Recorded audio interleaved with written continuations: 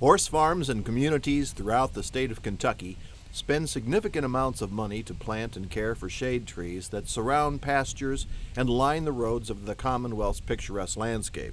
One insect that threatens Kentucky's landscape trees is called Calico scale. It's a species that originated in Asia and has become a severe pest of trees throughout the eastern United States and beyond.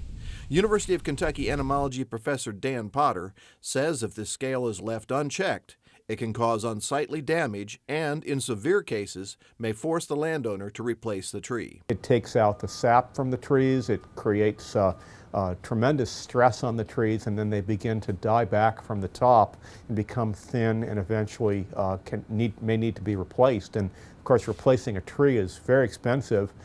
If you have many trees in a row, like we have on horse farms and also on cityscapes, the scale can move from one tree to the next, and eventually you can have a whole stand that's being disfigured and has to be replaced.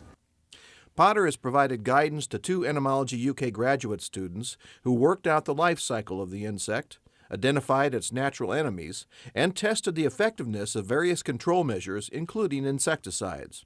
That research allowed UK graduate student Sarah Vanek to begin the next step, finding a better way to reduce or eliminate the scale beyond the use of pesticides that might harm humans, beneficial insects such as bees, or valuable livestock such as Kentucky's thoroughbred horses.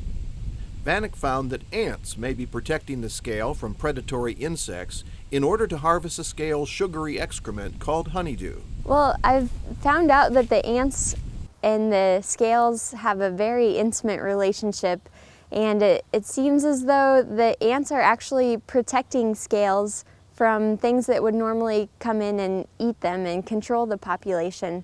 So I found that by excluding the ants from the system, the natural enemies are able to reduce the population of the scale.